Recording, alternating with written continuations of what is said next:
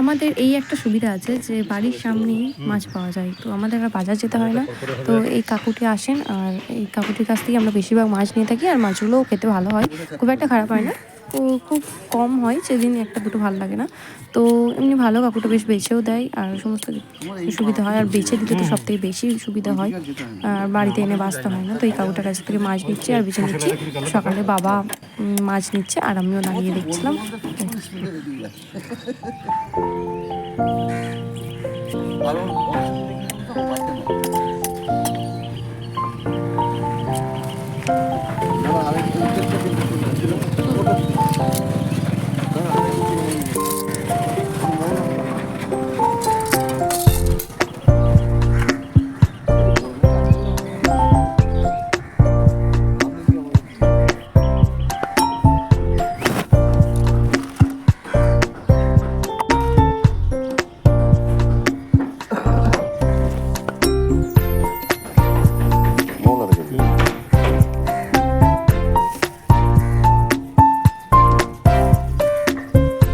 এইটা কি মাছ ছিল ওটা?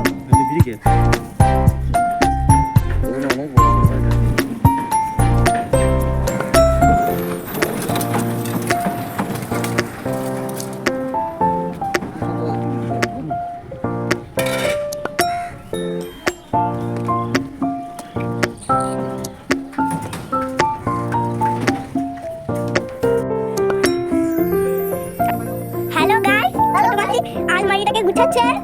আর তোমরা কেমন আছো? এই দেখো আমার ভাই, এই দেখো আমার ছোট মাছি কেমন করছে, খ্যাক খ্যাকাচ্ছে। আর দেখো আমাদের আলমারিটা, এটা হলো আমরা পুরো, এটা এখন ফেরত যাবে, মানে সবগুলো গুছিয়ে নিচ্ছে। আর দেখবে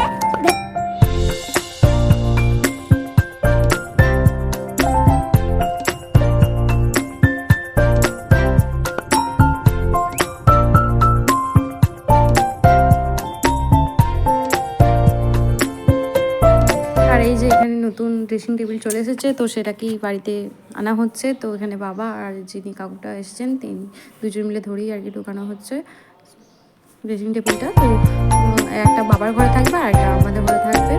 তো দেখা যাক এখন কোন ঘরে কোনটা রেখে ভালো রাখে।